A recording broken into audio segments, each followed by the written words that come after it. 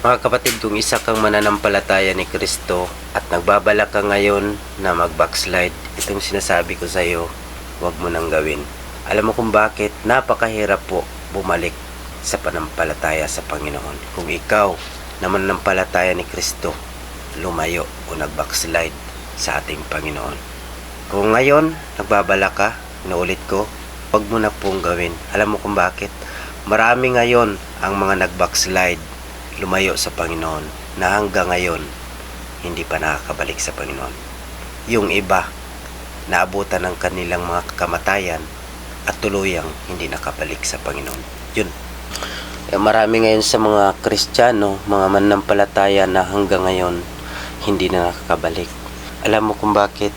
Gusto na sana nila bumalik, pero yung mga kasalanan nilang ginagawa, yun ang naghahadlang sa kanila para hindi sila makabalik sa Panginoon. Nahihiya na sila dahil sa mga ginagawa nila, kasi alam naman kasi talaga nila na mali yung mga ginagawa. Alam nila na ayaw ni Lord yung mga ginagawa. Kaya ngayon yun ang nagiging pader para hindi sila makabalik sa panampalataya sa Panginoon. Sa buhay ko, ranas ko yan. Kaya nasabi ko yan, ranas ko ang mga pangyayaring yan. O halos isang dekada akong lumayo sa Panginoon. Sa paglayo ko sa Panginoon, inkumpara ko yung nanampalataya ko sa Panginoon at yung wala akong Panginoon sa buhay ko. Sa panahon ng mga pagsubok sa buhay ko, nahihiya ako tumawag sa Panginoon. Alam mo kung bakit? Dahil sa kasalanan nating ginawa sa harapan ng ating Panginoon.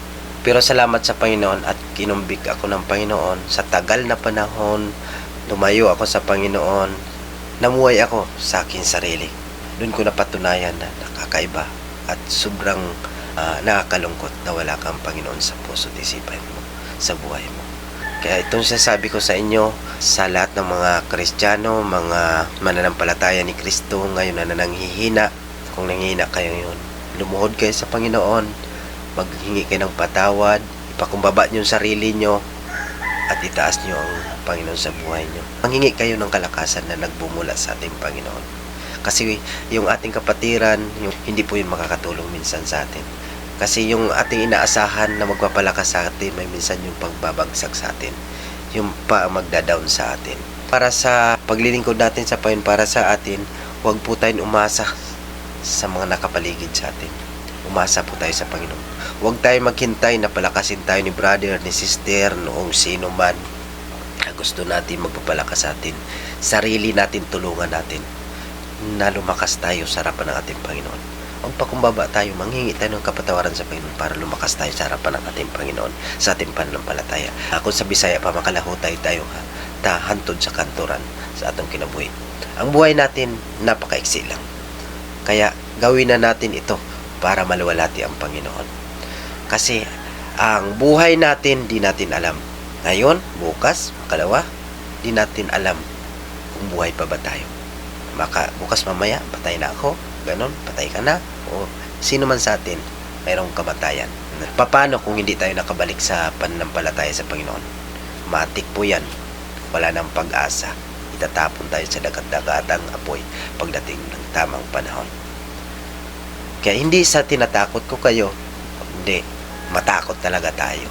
Kasi ang dagat-dagatang apoy na nagniningas doon, na maladagat, na walang kamatayan, dun tayo itatapon sa dagat-dagatang apoy kung di tayo susunod sa kalooban ng Panginoon. Kaya nga, sabi nga sa unang Pedro, mahirap pa nga maligtas yung nanampalataya sa Panginoon, yung laging nagsisimba. Gaano pa kaya yung hindi nanampalataya at hindi nakilala sa Panginoon? Kaya mga kapatid, yanyahan ko po kayo na manatili tayo, hindi lang nanatili kundi tapat sa paglilingkod sa ating Panginoon. Kasi sa panahon ngayon, maraming nanatili sa paglilingkod sa Panginoon, pero hindi po sila tapat sa panampalataya sa Panginoon. Sabi sa Mateo 24:13, ngunit ang manatiling tapat hanggang wakas ay siyang maliligtas. Ibig sabihin yung nanatiling tapat sa paglilingkod sa Panginoon, yung pong kanyang babalikan. Kaya sa lahat ng mga gustong mag-backslide dyan, sinasabi ko sa inyo, huwag na po ninyong gawin. Pero kung gusto nyo, ay freedom naman tayo, subukan nyo. Pero hindi nyo ako masisisi kung sino sisisihin nyo, kundi sarili nyo lang din ang dapat sisisihin. Kasi ginusto nyo yan. Tayo nagpili ang kainat na ng buhay natin. Nagpapako na si Lord dun sa krus ng Kalbaryo para sa ating kasalanan. Ligtas na tayo. Kaso, tayo pa rin pumipili na para mapunta tayo sa impyerno. Langit at impyerno.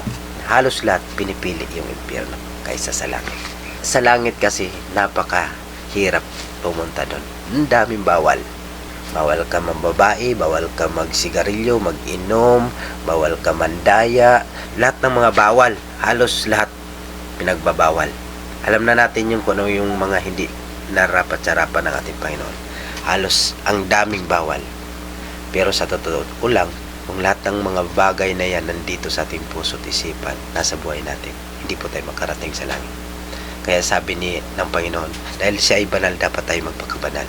Hindi man tayo perfecto, pero nagsisikap tayo na maging banal. Kasi walang makapasok dun sa langit na maraming mga ginagawang hindi na ayon sa kalooban ng Panginoon.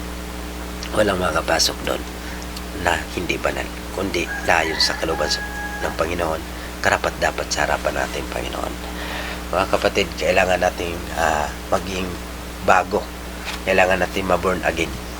Hindi po yung sekta na born again. Hindi po yung relihiyon ang born again. Tayong lahat kailangan mag-born again. Ako, ikaw, tayong lahat.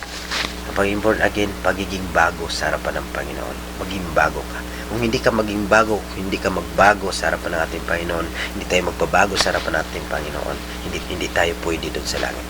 Doon tayo narapat sa impyerno. Kaya, kailangan natin maging born again. We must born again. Kailangan natin lahat maging born again, maging bago sa harapan ng Panginoon. Katoliko ka man, Mormons ka man, Iglesia ka man, born again ka man, o ano ka pa man dito sa mundong ito, kailangan mo maging born again. Kung di ka magiging born again, hindi tayo makakapasok doon sa kaharian ng langit. Kaya mga kapatid, ang mensahe na to, sana may makuha kayong aral, may lumakas sa inyo sa makarinig nito, at may pamuhay. Gawin natin, ipamuhay natin yung salita ng Diyos. Yung pamumuhay na may takot sa Diyos, na naglilingkod ng tapat at totoo sa harapan ng ating Panginoon. Huwag na tayong magpaligoy-ligoy pa. Sa panahon ngayon, napakalapit na ng ating panahon, ng ating mundo, ng ating buhay, ng Panginoon. Ang buhay lang nga lang natin, huwag na natin hintayin na sabihin natin, noon pa yung sinasabi ng lolo at tatay ko, mga kaninuan ko na malapit na Panginoon, bakit ang ngayon hindi pa dumarating? Para sa akin pag-intindi, hindi ako against dyan, pero yun sa pag-intindi ko, ang malapit na dumating, yung buhay natin, napaka-iksi. Ang iba ngayon, pag nasagasaan, tawid doon, nasagasaan ng train, ng mga sasakyan, and ang daming mga nagkadisgrasya ng mga sasakyan, nagkabanggaan, iba't iba yung pangyayari ngayon. Yung mga durating na lindol, bagyo, tsunami, ano pa man. Saglit lang buhay natin. Hindi natin alam, bukas makalawa, mamaya, paglabas natin, patay tayo. Paano na lang kung wala tayo kay Kristo? Matik na dating ng paghukom ni Lord. Tatapon tayo sa dagat-dagat apoy. Kaya kung naglilingkod ka man ngayon, pagpatuloy mo sa Panginoon, mas lalong palawakin yung panampalataya mo sa Panginoon. Ano man ang mangyari sa buhay natin, itatak natin sa puso't isipan. Mabuti man o masama ang mangyari sa atin, maglingkod tayo sa Panginoon hanggang kamatayan, hanggang huli, sa huli ng ating hininga sa mundong ito. Ipagsulit natin sa Panginoon yung ating buhay. Kaya manatili tayong tapat at totoo sa paglingkod sa Panginoon. Balik-balik lang sasabi natin na maglingkod tayo ng tapat at totoo at mamuhay tayo naayon sa kalooban ng Panginoon. Kung gusto mo malangit, sumunod ka sa naayon sa kalooban ng Panginoon. Mahirap man yan, pero kailangan mo sumunod dahil gusto mo langit. Pero kung ayaw mo ng langit, gawin mo lahat. May freedom tayo. Anong mga bagay dyan na pa-impyerno, gawin mo. Para pagdating ng panahon, hindi ka magsisisi kasi ginawa mo na ang lahat ng kasamaan dito sa mundo. Pero kung gusto mo ng langit, gawin mo ang mabuti sa harapan natin, Panginoon. Itaas natin siya, purihin natin siya, luwalhatiin natin ang Panginoon kasi gusto natin langit. Langit at impyerno, tayong pipili ng ating kaligtasan. Kung gusto mo langit, sundin mo si Lord. Kung gusto mo impyerno, sundin mo mga utos ng dyablo. Ayun lang mga kapatid, yun lang yung aking ipapayo sa inyo. Yun ang mensahe na iparating sa inyo. At may pamumuhay nyo ito sa inyong buhay. At sa atin lahat. Hindi lang sa inyo, kundi sa akin, sa atin lahat. Kaya maraming salamat mga kapatid. Abangan nyo muli ang mga susunod kong mga video. At kung nagustuhan mo ito, pa-like and share at may palaganap natin. Lahat, hindi lang kay pastor, hindi lang evangelist ang dapat mangaral ng salita ng Diyos, kundi tayong lahat mangaral ng salita ng Diyos. Ipalaganap natin ang salita ng Diyos at ipangaral sa ating mga kapatid, kapwa, sa ating mga kababayan, mga kapatiran, pinsan, mga tiya, tiyo, lula, lulo na hindi pa nakilala sa harapan ng ating Panginoon, sa ating Panginoon, na hindi pa natuntunan yung tunay at totoo na ating paglilingkod sa harapan ng ating Panginoon. Kaya maraming salamat. God bless all.